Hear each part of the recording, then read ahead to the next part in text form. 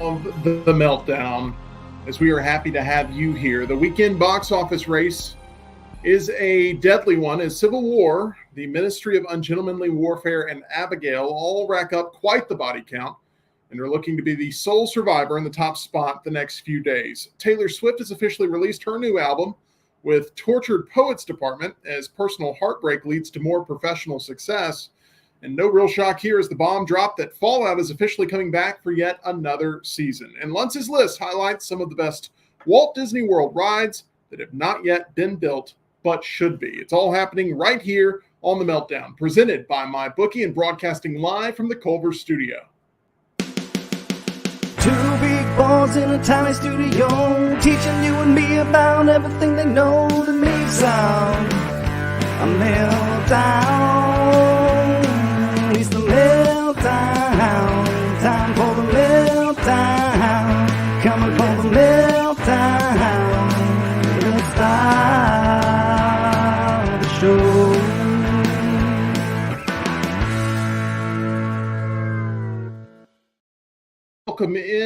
Welcome in, all of our lovely Meltdonians, as we are on the path to 2,000 subscribers and would love to have you be a part of that journey. Hoping to reach that mark by the end of the summer.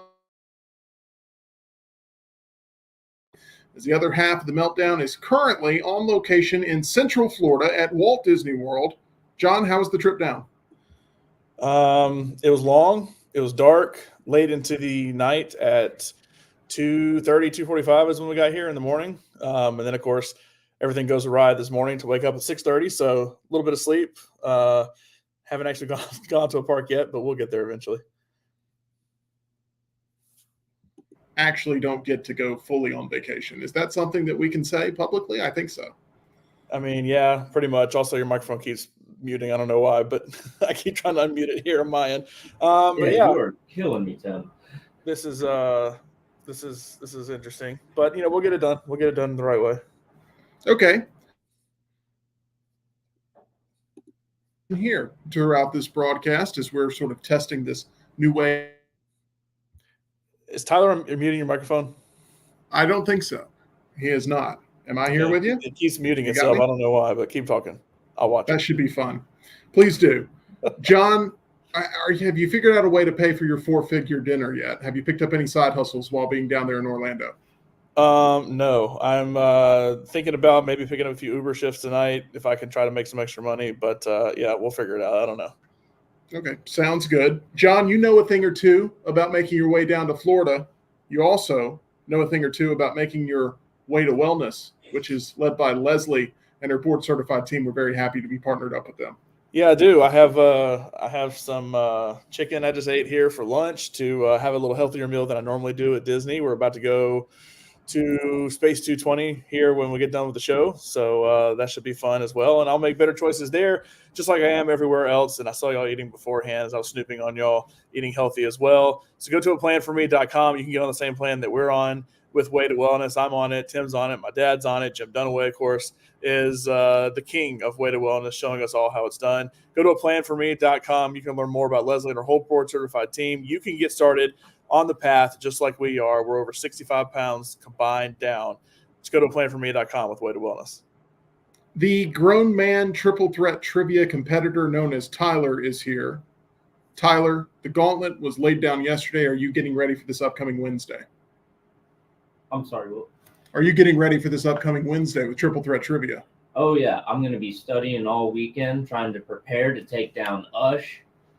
You better stay out of my way. I don't have any personal beef with him until he had to come in with that video yesterday, but he needs to stay out of my way on Wednesday.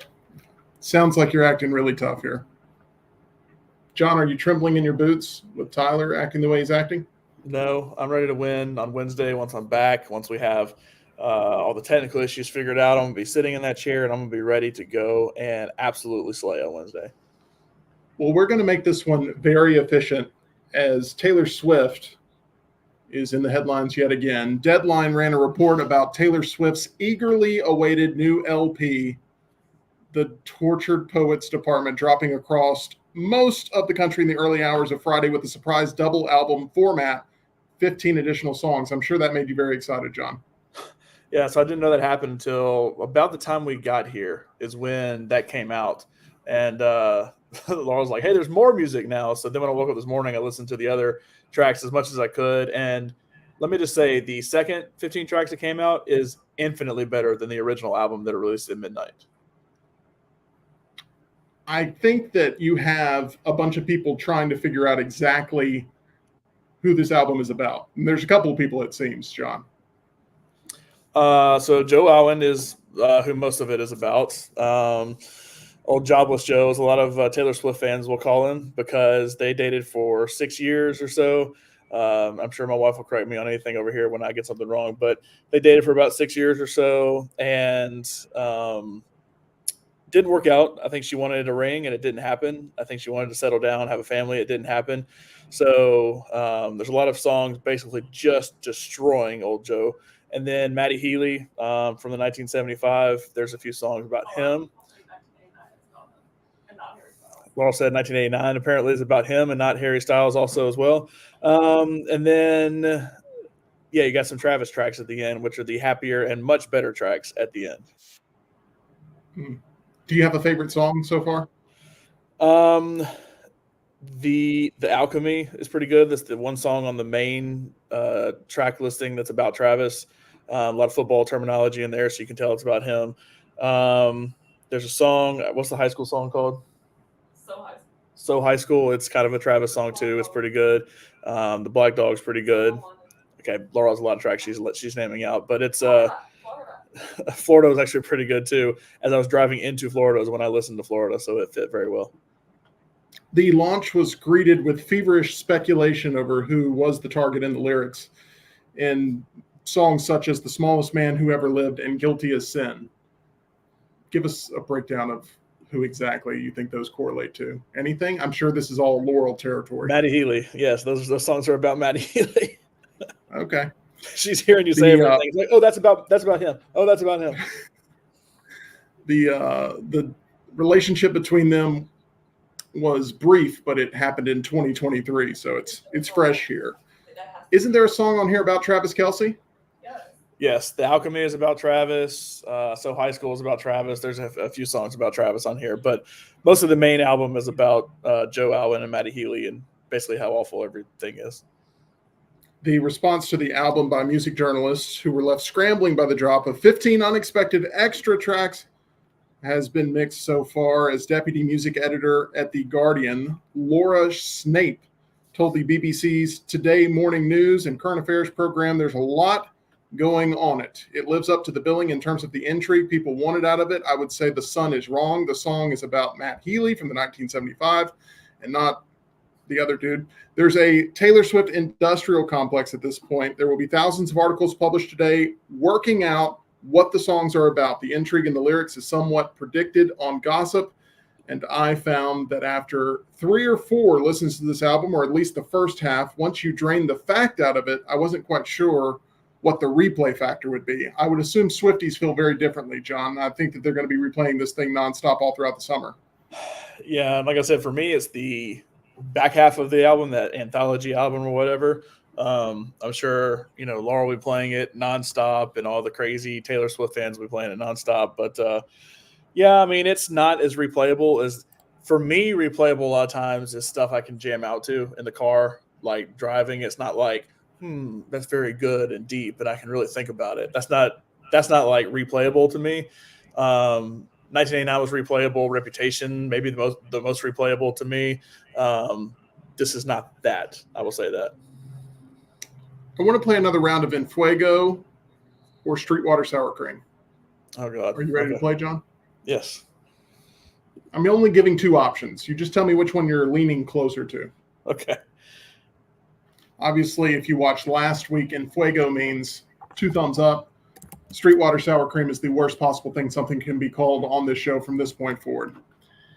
We'll start with this one, John. One action scene in Furiosa reportedly took 78 days to film and required 200 stunt workers on set daily. Does that fact increase your hype for the film that releases on May 24th, 2024? When you hear a fact like that, which one of these 2 directions do you lean into?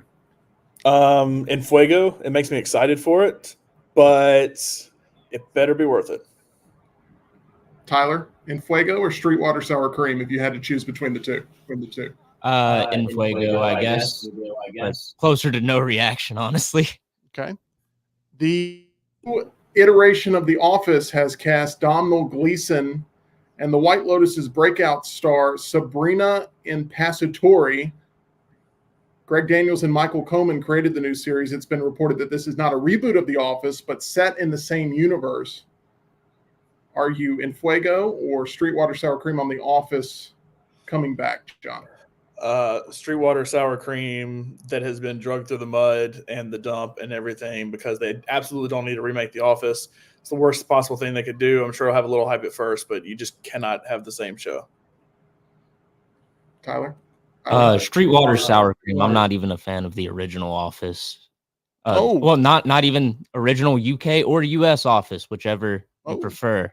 It's not my vibe. I'm a fan of doing on our audio. We good with Tyler and everything? You hearing him loud and clear?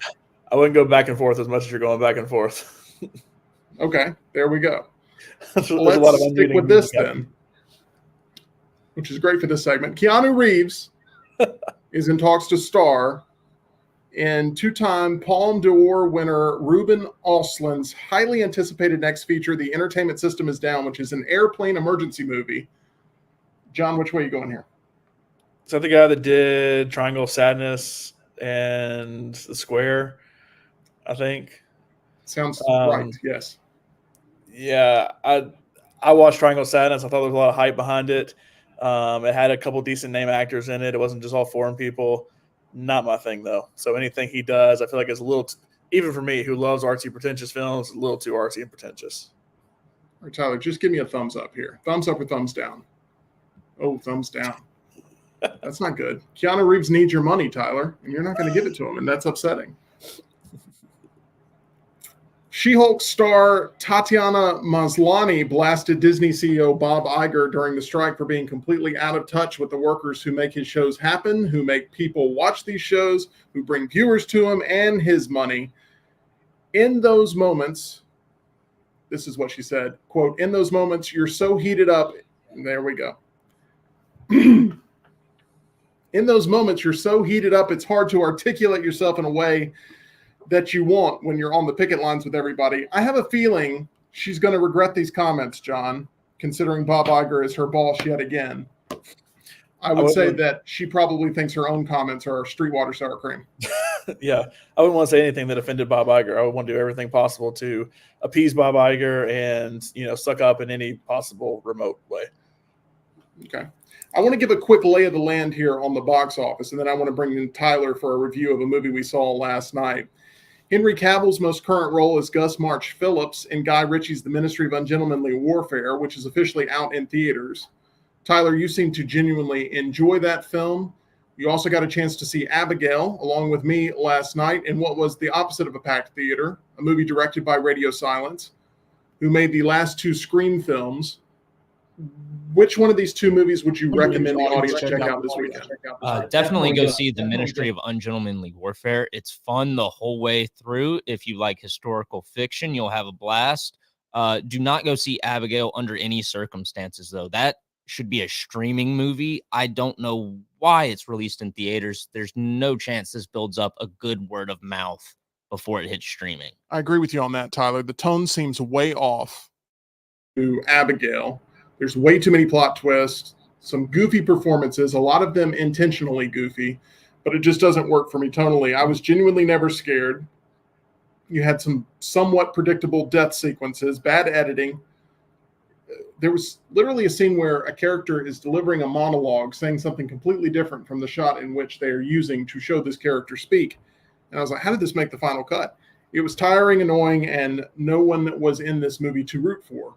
It's bad people and bad people and bad people. And you go, well, I don't really have any rooting interest here because all these people are miserable to be around. It's my least favorite movie of the year, and I would not recommend you check out Abigail. If there was one redeeming quality of it, Tyler, what do you think it would be? Angus Cloud's performance, by far, easily the best part of the movie. The only enjoyable parts of the movie are when Angus Cloud is just delivering some wacky stoner humor.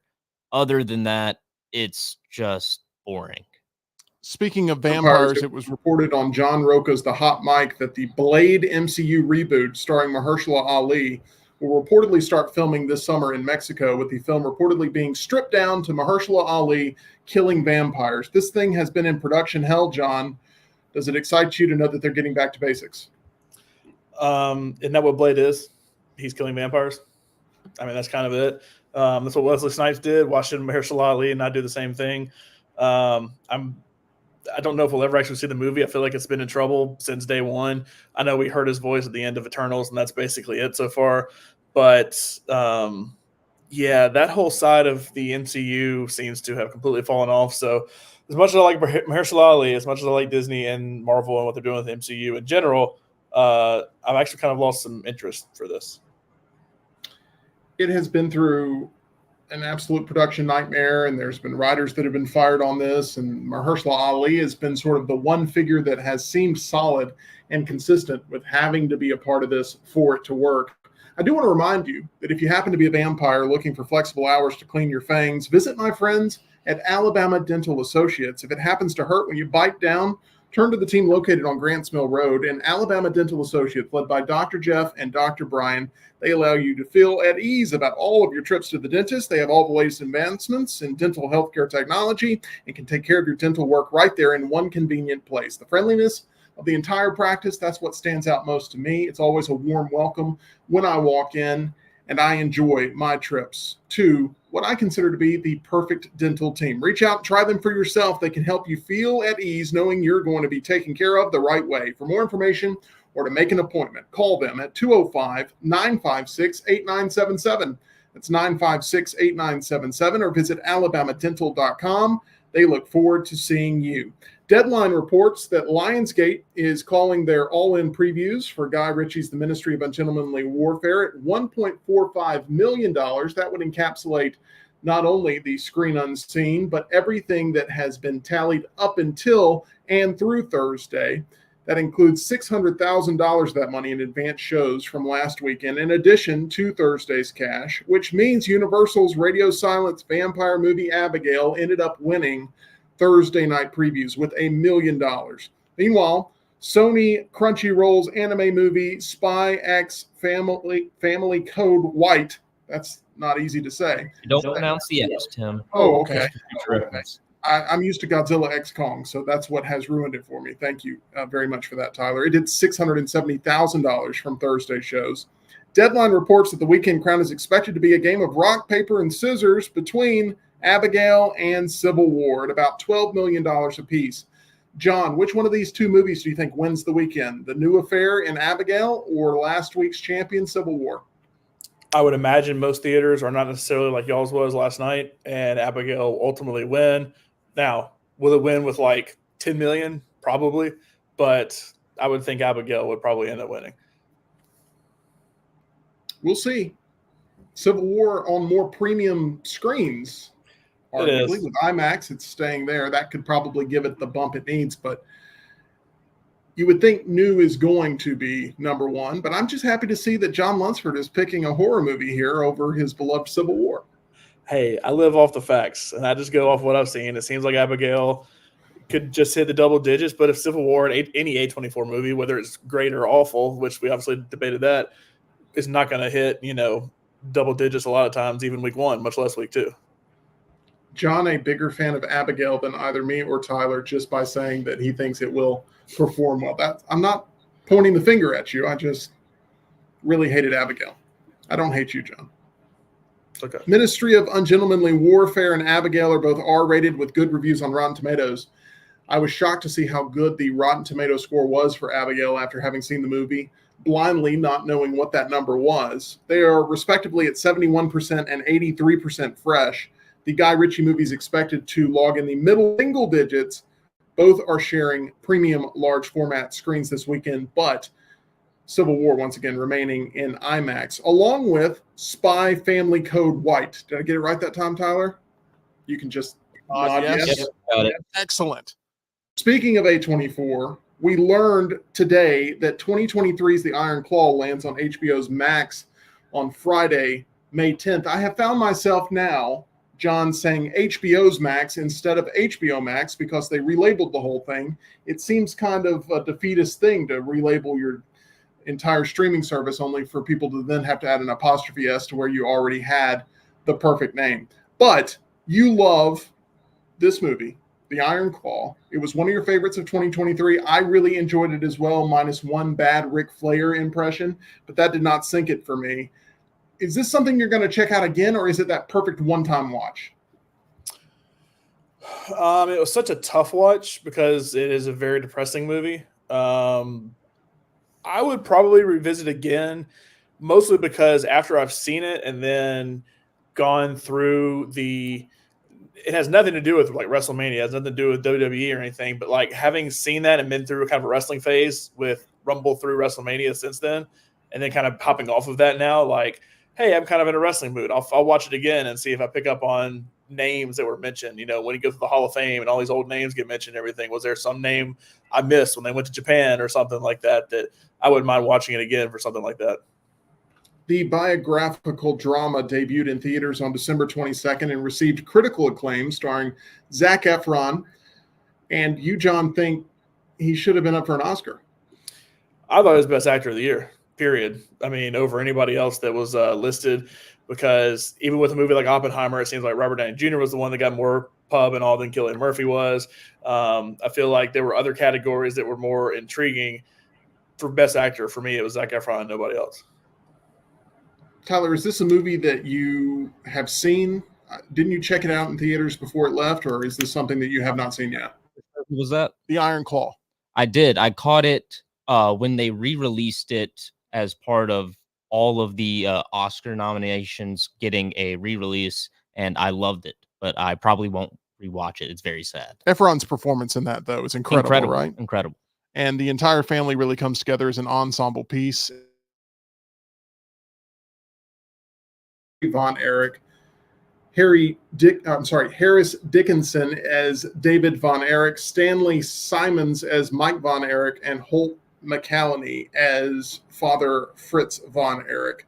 Efron famously packed on pounds of muscle to portray the professional wrestler, saying, quote, "That necessity to be perfect, it became an obsession." He told Variety, quote, "It was a singular focus for months and your life goes out the window during prep." It was a heck of a performance, and for those that have not yet seen The Iron Claw, make sure you check it out there on Friday, May 10th on Max.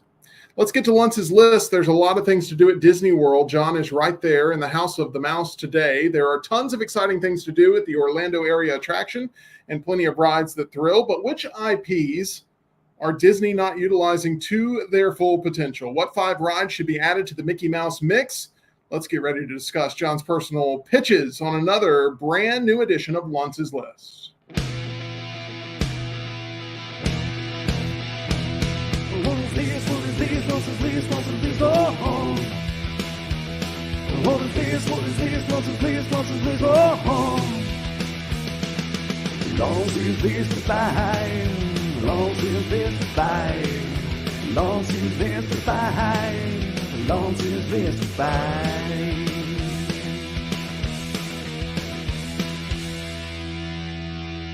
All right, John, how difficult of a list was this to come up with, as we have you pitching 5 rides inspired by Disney IP that you'd like to see the Imagineers build? So here's the thing. When I've been to Disney World, I've thought of, hey, it would be cool if we could do this. It would be cool if we could do this. It would be cool if we could do this. But for me, the difficult thing was actually tying IPs to specific things, because some of the best stuff here isn't necessarily tied to a specific property itself. I mean, everybody loves going and riding the People Mover as a time to just, get off your legs. Well, that has nothing to do with anything. It's just literally moving you around Tomorrowland. There's, something like Spaceship Earth that has nothing really to do with anything. It's just kind of I guess all those are kind of like slower rides, as opposed to you think of like the Tron roller coaster is Tron, obviously. There's a lot of things tied to different IPs. But that was the most difficult thing for me, was trying to come up with how exactly do I tie it to something. So there's a few IPs I thought, hey, I would love to see this pop up in a park. And then there's some that, I thought, hey, it's a cool ride, but I got to figure out exactly how to make it work. So the with that said, go ahead. I was just going to say, I want to reiterate that I was very clear, so the audience knows that this has to find a place within Disney World. Very specifically, one of these has to be in Animal Kingdom, one in Epcot, one in Galaxy's Edge, one in Hollywood Studios outside of Galaxy's Edge, and then one obviously there at the Magic Kingdom. So with all that being said, I wanted you to rank these in terms of hype level. And I think that starting off at number 5 should not be judged nearly as harshly as whatever you have for your number 1. So where are we going first? What part of Disney World are we hitting that number 5 spot with? I think my number 1 is always the harshest when it comes to criticism. But That's number fair. 5, let's go to Hollywood Studios. So you separate Hollywood Studios into normal Hollywood Studios and then Galaxy's Edge. We'll get to that in another part. But one of the IPs I like the most that Disney has done is Wreck-It Ralph, which is a video game inspired story. It's, kind of in one of those original 3D movies. It was actually a Walt Disney animation movie. And so I would like to see a ride that basically is a Wreck-It Ralph ride. So I would call it Wreck-It Ralph Turbo Time. And basically the point of this one would be, you start off in Sugar Rush, which is the game that Sarah Silverman's character is in, Vanellope. And then you start there, you start doing a race, and you're with Wreck-It Ralph and all the other characters, and you're racing through the game. And then Turbo, who's the bad guy in the first one, knocks you off the course to try to win the race and ends up knocking you out of the game. And so you end up going through like a wild ride of, hey, I'm going through Hero's Duty, which is the game that Jane Lynch's character came from. I don't remember her name in the thing. You go through Fix It Felix Jr., which is the game Ralph came from, and you end up going through, how they go into the Surge Protector or the power strip and end up splitting out at all the different games. Basically, you end up going through a ride of different arcade games, and experiencing all the craziness that was within the Wreck-It Ralph world. You could even tie it into the internet and go with the second one as well, because they created Slaughter Race, which was kind of a Grand Theft Auto-ish game with that one, and then tie any other video games you get the rights to do a ride with. And I think if you did it, I'm trying to think of an example off the top of my head, but like it's a thing where the car is in place and there's like a screen in front of you. Sorry, my dog's going crazy. There's a screen in front of you that it's just moving around and stuff. It's not actually like a roller coaster or something like that. Zay, come here. And there's not actually like a roller coaster. It's like, I think The Simpsons does that. You didn't take Ush's dog after he threatened you in Triple Threat Trivia, did you? That's not Ush's dog, is it? It Okay, may or just may not making be. sure. I don't know. Took it all the way to Orlando. We'll see on Wednesday. But anyway, I think it'd be cool to kind of do something like that. You can incorporate a lot of different genres, a cool kids, racing game. You can incorporate a GTA style game. You can incorporate like a shooter, all that kind of stuff. And of course, a lot of characters that have been built within that world over a couple of movies. I think that's a very strong start. Where are we going again with this? Is it going to be in That's Hollywood Studios?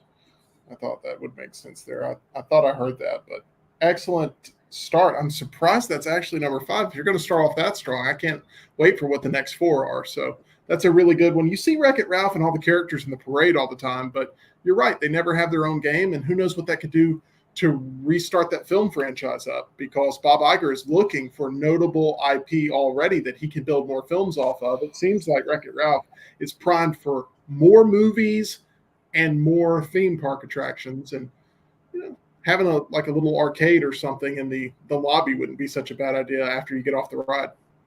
Yeah, I think the best thing they've done with a lot of these new rides is the queue and how they've actually turned it kind of into part of the ride. So you can almost do something like that with like, hey, you move into a room where you get to play games for a little bit until then you move on to the next thing. But anyway, moving on to number 4. This is one that's it's my least favorite park when it comes to Animal Kingdom, but I think this is something they could do. And I want to say this actually has been a plan in the past to incorporate the nation of Wakanda into Animal Kingdom. Obviously, you can fit it into kind of the Africans, animals and attractions they have there. But I think if you built a roller coaster that basically, I don't really know what to call it, so I just called it Wakanda Forever because that was the last movie. But basically, it's a Wakanda Black Panther themed roller coaster through Animal Kingdom, because the technology is so good in Wakanda that you could have a lot of cool effects to it and stuff like that, especially in the queue. And I think the perfect thing is as a roller coaster is going up, for the first big drop, it gets to the top and there's that giant Black Panther statue that you see in the movies with that, it's like roaring out, and you get up and it's almost like you're going into the mouth of the Panther.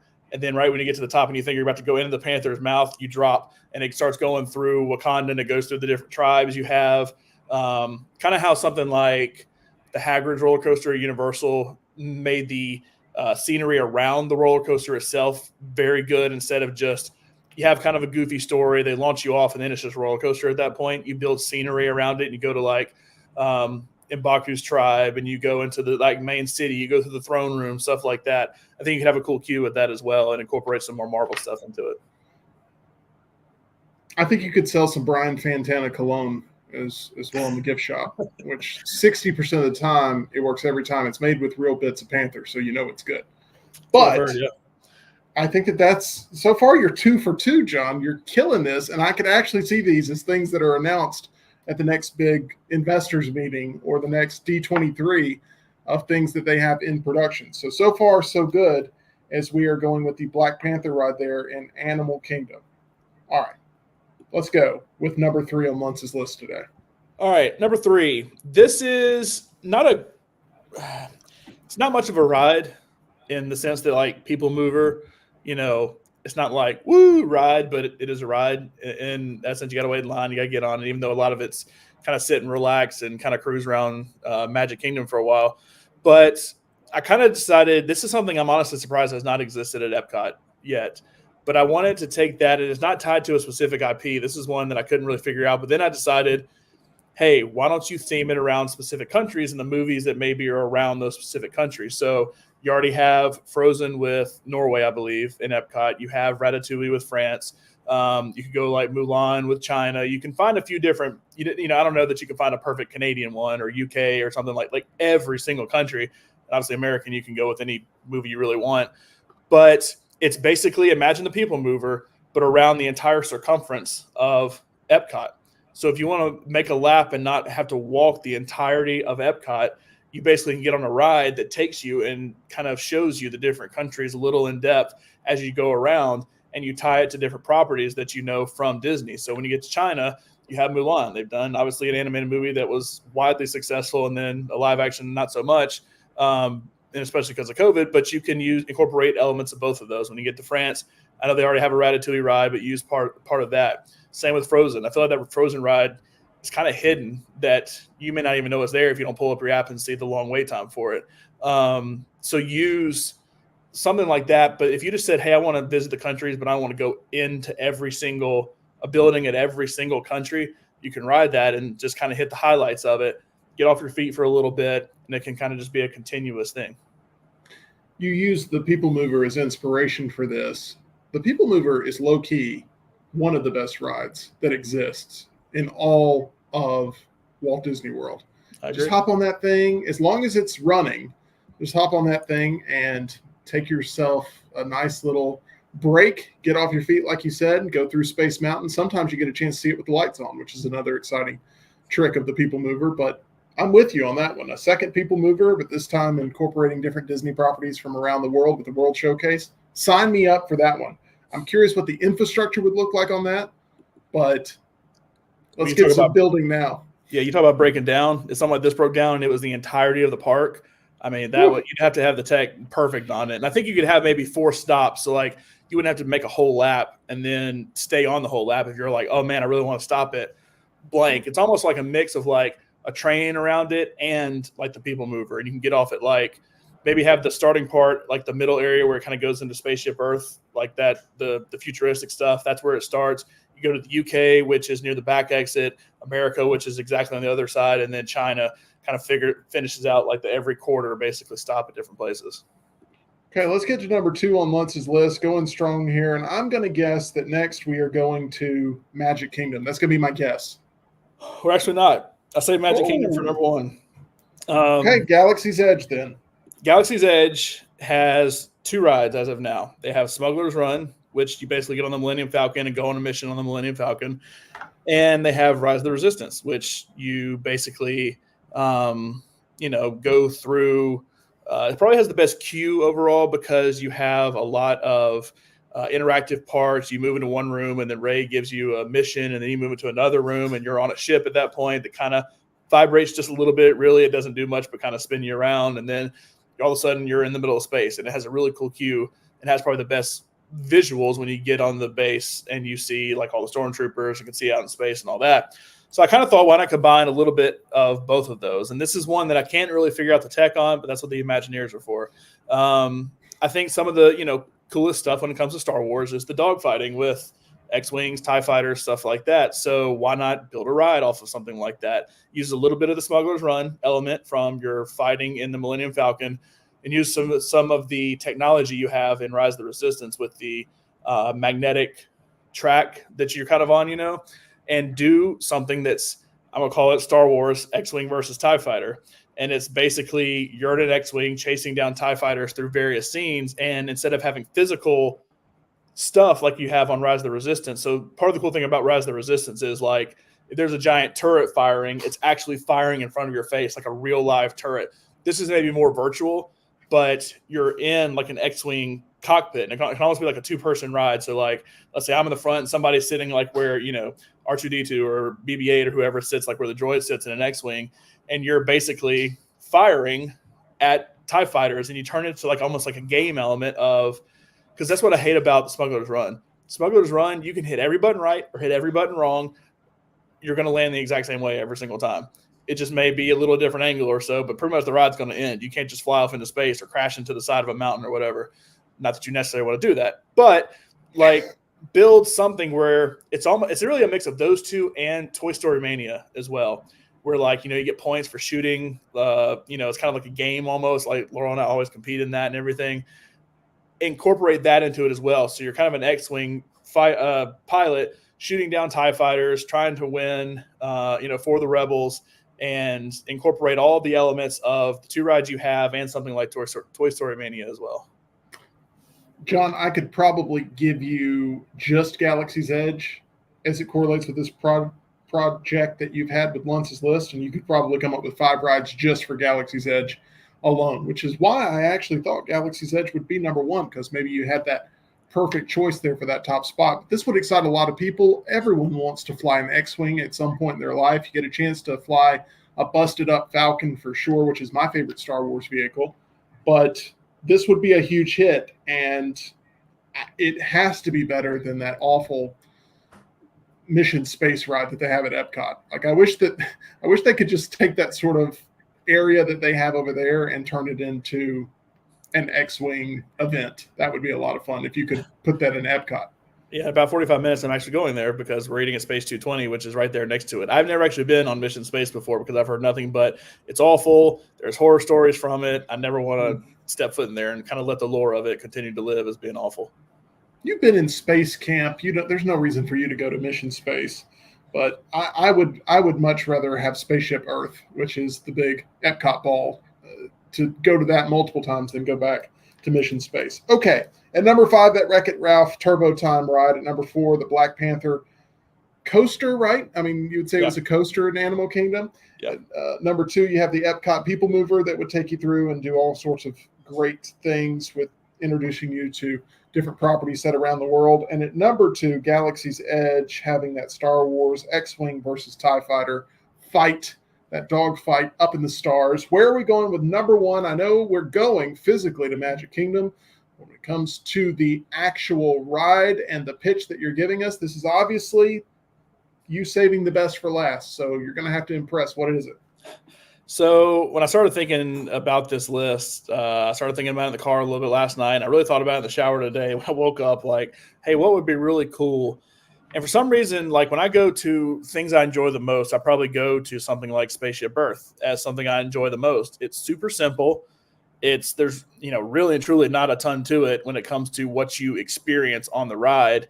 It's old. They talked about redoing it. The animatronics are probably the oldest in the park now that Splash Mountain has changed, or the oldest in all of Disney World now that Splash Mountain has changed. But it's cool. It's a nice place to get out of the sun. It's constantly moving, so it doesn't I mean, it can break down, but for the most part, when it's working, it's a constant churn of people, so you're not waiting forever. And so I started trying to think like, what's something that I would think, boy, if this existed, I would really love it. So imagine. So it's going to take some explaining. So imagine a Spaceship Earth Take your style time. ride.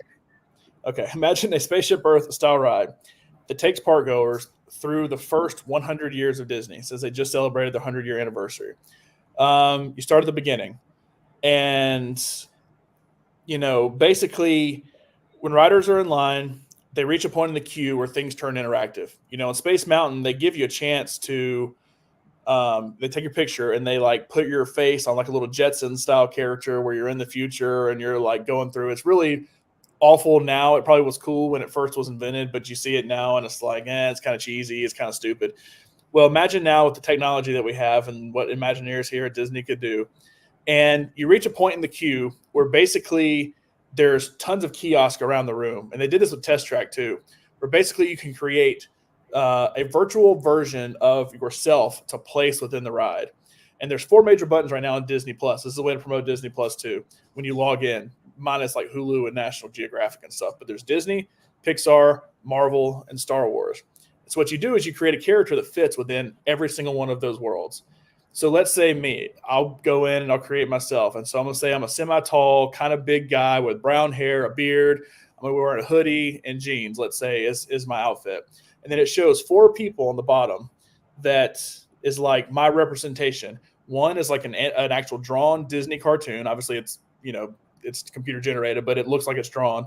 A Pixar computer animated character, a Marvel superhero, and a Star Wars either Jedi or bounty hunter. So like you can go either lightsaber or Mandalorian armor. Basically, is your cool perk. Then you can like pick the specific characters, and you have different IPs that you can pull from. So maybe my cartoony one, I want a Hook, like Hook would have. Maybe in my Pixar one, I want to be wearing Woody's cowboy hat. Maybe the superhero one, I want to be holding Captain America's shield. And maybe my Star Wars one, I want to be holding a purple lightsaber like Mace Windu or something like that. And then you kind of set your character. And when you're Star Wars, you can also turn into a Mandalorian. You can either be a Jedi / Sith Lord or a Mandalorian / bounty hunter. Go with either the armor and blaster or robes and lightsaber. Then you hop on the ride, and it basically takes you through all of Disney when it comes to Disney starting, the first animation, how Disney evolved, everything from the minute the idea was first formed until we get to right now. I think there could be a cool scene in it. There's a scene in E.T., the ride at Universal, where you're on the bike, and it's when you're kind of going off to the moon, and like the scene from the movie, and you look out and you see the city under you, and you tell it's just a little miniature model. And of course, it's so old of a ride, it looks kind of cheesy now. But like, imagine having a really cool Disney World, full Disney World of like from conception until how it is now, before Animal Kingdom was built, before a bunch of rides were built, before all that kind of stuff. And you kind of see this evolution in this kind of time machine portal thing that it functions like Spaceship Earth from the sense of it's constantly moving. You get in, it's just 2 or 4 people in like a little pod. But then you go through and you have all these animatronics and you have screens and you have all this cool stuff that basically explains the whole story of Disney and uses every IP that they've ever possibly had. You explain the creation of Disney World, the creation of Disneyland, the creation of all the parks around the world that you have in Paris, Shanghai, Tokyo, whatever it may be. And you go through and explain that. You go through and explain how the movie division grew, the animation, the live action, all that kind of stuff. And you kind of go through and you see all of this. Well, as you're starting to see all these different things that obviously come from a lot of these different IP that they have, you're in every single one of them. And so you have like a little screen like you have at Spaceship Earth, but also there's like big screens and stuff that as you go through, your character is in every single one of them. So there's a scene from Snow White and your character is one of the dwarfs, or there's a scene, which I don't know their names. And then there's a scene that is from Toy Story and you're one of the toys playing with Woody and Buzz and all of them.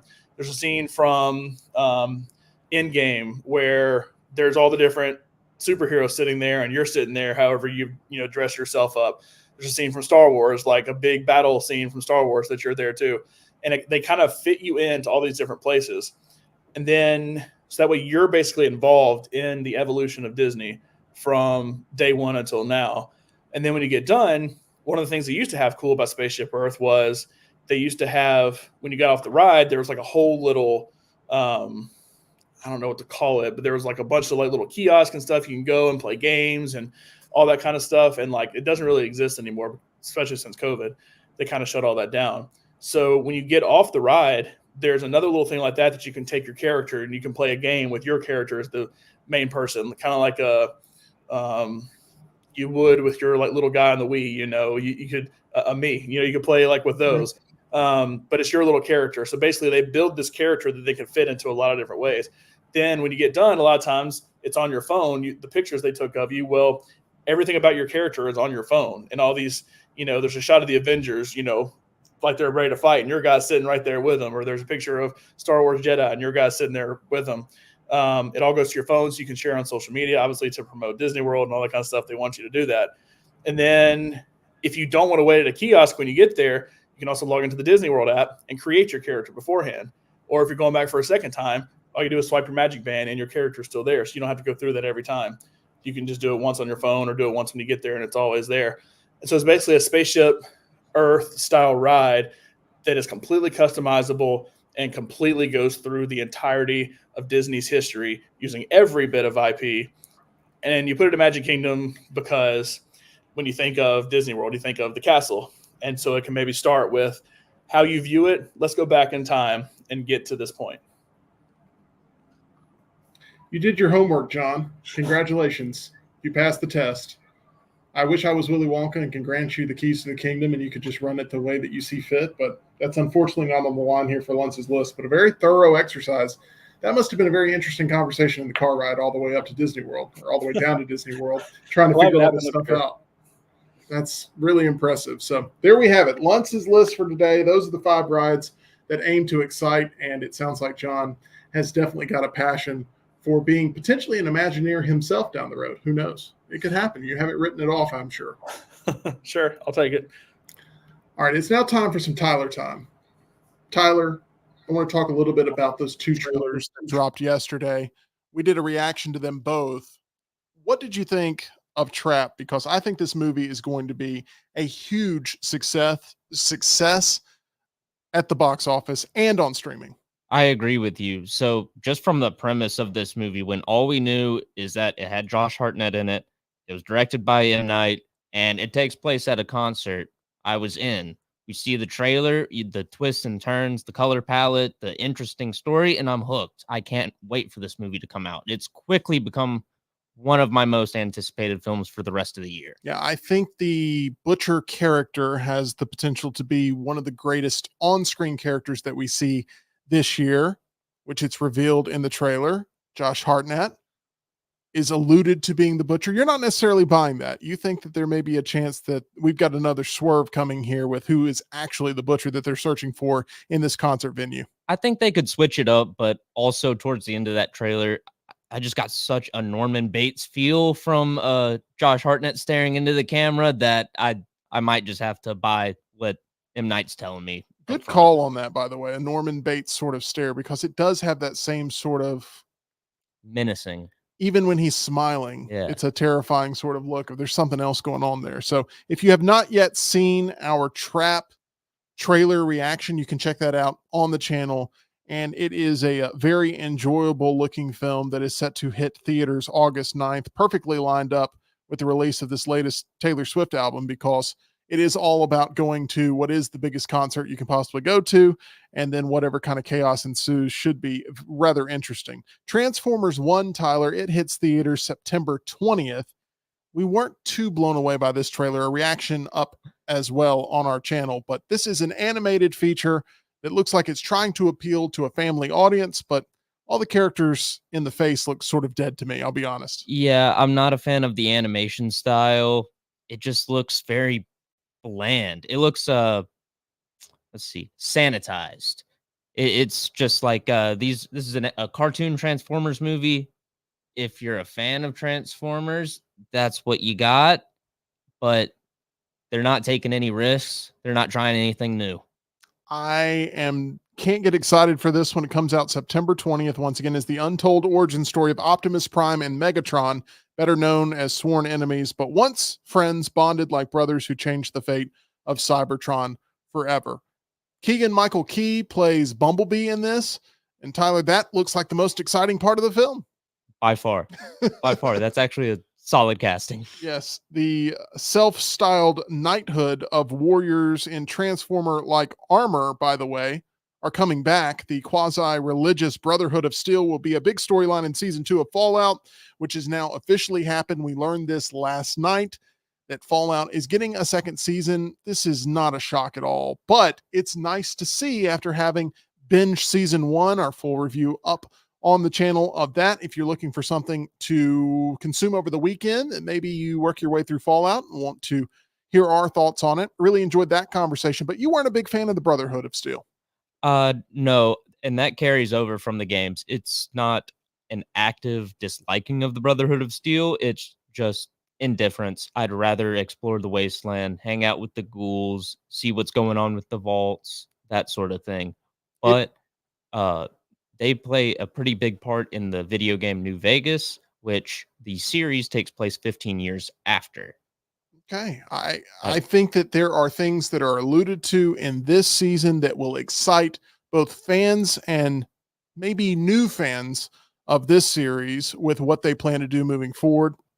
I still think Walton Goggins steals the show, should be handed the Emmy, and I'm very excited to see what Amazon does with this property, as they have spent a lot of money making sure this was done the right way, and I think they have another hit on their hands with Fallout. We're all awaiting The Boys to return for another season this summer. Did you ever get into The Boys TV series? I have not seen it. It has been highly recommended by almost everyone I know, and I just haven't gotten around to it. That's a Prime exclusive, right? That is a Prime exclusive, yes. The reason why I just got Prime for Fallout. Well, so there you go. Work my way through The Boys. If it doesn't hook you within the first few episodes, let me know. But I think it's got an interesting setup there in the early part of that season. And when you see the worst of superheroes, how will you stomach them? That is going to be an interesting tale for you to give if you have the time to catch up on those seasons. I don't often do celebrity birthdays here on this show, but I would like to wish a very happy birthday to actor Tim Curry, one of my favorites, who is 78 today. Do you have a favorite Tim Curry performance, Tyler? Is there one that stands out to you? Oh, gosh. Kind of put you on the spot. Pennywise. Was he in Young Frankenstein? No, I don't think Tim Curry was in Young Frankenstein, but you can go with Pennywise, that TV miniseries that they did with John Ritter in it as well. Fantastic. I prefer the miniseries over the films that came back out, or that they had Bill Skarsgård in. I ended up preferring Tim Curry's version of Pennywise, but to each their own. If you really like the movies instead of the miniseries, I would understand that. A lot more money put on the screen for sure, but my personal favorite Tim Curry performance is from the movie Clue, which, if you have not seen, Tyler, it's really, really funny, and it is inspired by the board game of the same name. So I don't know if that's a game that you have any sort of affinity for, but it is one in which I grew up playing and really, really love the movie. I want to talk a little bit about Netflix before we get out of here, and that includes Zack Snyder having released Rebel Moon Part 2. It is debuted. We're going to try to be respectful here, Tyler. We're going to try our hardest. It is Zack Snyder's lowest Rotten Tomatoes score to date at 13% from critics. It has a 47% already from audiences at the time of this conversation. How excited are you to watch Zack Snyder's Rebel Moon Part 2? Oh, I'm so excited. I don't know if I'll be able to get on Netflix and watch it because there were 200 billion people who watched the first one. According to Zack Snyder, he thinks Rebel Moon Part 1 was the most successful movie overall last year, and kind of took some shots at Barbie. And this one critically is suffering. This one with the audience is suffering. It is on Netflix though, so it's going to get a lot of clicks. But I don't know of anybody in my life right now that is excited for Rebel Moon Part 2. I don't know anyone who's seen Rebel Moon Part 1 other than John Lunsford. That is part of it. John, I'm sorry. You say his name so many times and he's going to appear magically. John, Rebel Moon Part 2. I assume it's not on your to-do list this weekend. Oh, it is not. Sorry. No, it is not. We'll watch it. Here's the thing. Zack Snyder movies look incredible. So it's worth watching the visuals. You can just mute it for all anybody cares. So it's worth watching for the visuals. Rebel Moon's the same way, but that's literally what gets it. It's 13% probably on Rotten Tomatoes, and then all the rest completely falls off. So I will watch it, but I am not worried that I'm out of town this weekend when it comes out. Not a lot of excitement there, but one thing Zack Snyder said is that he met with Leonardo DiCaprio about playing Lex Luthor when he was doing Batman v Superman. He said, quote, "He had a lot of great ideas, actually. I think in the end he was like, I don't know. But he was really smart about the material and really smart about the character. He was the one that mentioned to me the idea about Superman fighting the Justice League at some point." John, I know we're past Sweetwater Sour Cream and Infuego, but Leonardo DiCaprio, could he have saved Batman v Superman? How would you have liked that casting at the time? We would have been very excited. I mean, sure, I'm excited when it gets cast in anything, but it would not have saved it at all. It would have been the exact same thing. Honestly, I don't know that he could 100% pull it off either. He's always said he doesn't want to do superhero movies, but the fact that talks got to that level, he at least flirted with the idea of playing Lex Luthor, but he wouldn't have been the version of Lex Luthor that we saw Jesse Eisenberg play. He couldn't have pulled that off, and that probably would have been a good thing. I mean, well, yes, it would have been 100% different, just like the various Jokers we've seen have been different, the various Batmans we've seen have been different, but I just don't know. Question mark? I don't, and it wouldn't have saved anything, I don't think. Netflix, by the way, will no longer report subscriber numbers, which has been a key metric for streaming services for years. Beginning with the first quarter of 2025, they will no longer make those figures known. The company made the announcement in releasing its first quarter 2024 earnings yesterday, where it handedly topped expectations for subscriber net adds, revealing it added a whopping 9.33 million subscribers. Netflix continues to grow. There's a lot of competition, but Netflix remains at the top of that mountain. What do you think of the idea of them no longer being transparent about their subscriber growth numbers? Does that affect your faith in the company at all? Short term, it seems bad, I guess, but just because they don't report their subscriber numbers, as long as they're churning out content. Here's what makes me think Netflix is mildly successful. We talk about how it's so hard to find the quality content on Netflix because there's so much stinking content on Netflix, just original content. They got to have money to pump that stuff out somehow. Now, yes, they're losing money and they're probably crazy in debt still, like they have been. But, like, you can't be unsuccessful and be able to churn out that much stuff. So if that keeps going, they can stop reporting subscriber numbers. How is that going to help me if there's good content on Netflix? There's good content on Netflix. And, hey, when they stop saying subscriber numbers, they're only one step away from not saying how many people watch Rebel Moon. So I was going with the Rebel Moon joke here, but I think you landed the haymaker. Here's the last thing I want to bring up, and it's sort of an inspiration behind Lunce's list, as Universal Studios Hollywood has announced they will host a new live show called The Fall Guys Stuntacular Pre-Show. It's inspired by the film The Fall Guys, starring Ryan Gosling and Emily Blunt. The vibe I get from this is it's going to be kind of like the Indiana Jones stunt show that's played at Hollywood Studios. Would this be something that if you were at Universal Hollywood, you would go check out, John? Does it pique your interest? Well, there's only one thing I have not done at Universal Orlando, and that is the Bourne stunt show that they do here. It looks actually kind of cool when I see it. It's in, I think, where Terminator was back in the day. I think there was a Terminator or something there. But I have walked right past it every time. I have no desire to step foot in there. But it's the same kind of, it's basically the exact same thing. You just change the IP that you're working with. You probably get the exact same stunt guy. I know this is in Hollywood, but like you can get the exact same stunt guy that could do something for Bourne, do something for the Fall Guy instead. I think there are a lot of people that are looking for things to find entertainment in. The Fall Guy Stuntacular Pre-Show may be one of those. But John, I can guarantee one place that all of our audience is going to have fun. That's our title sponsor, MyBookie. Go to mybookie.ag, use this promo code right here, promo code next round. You can get a first deposit bonus on us and our friends at mybookie.ag. You can bet on basketball playoffs are underway. Hockey playoffs start tomorrow. And then thank goodness the Preds and Stars avoided each other so they can play each other in the Western Conference Final instead. And you can bet on that. You can bet on Major League Baseball. You can bet on all kinds of stuff there. You can play in the live casino as well and play the slots. So go to mybookie.ag, use promo code next round. John, you go enjoy the rest of your vacation. You'll come back here on Monday. We look forward to having you back in studio. Go enjoy your very expensive dinner tomorrow night.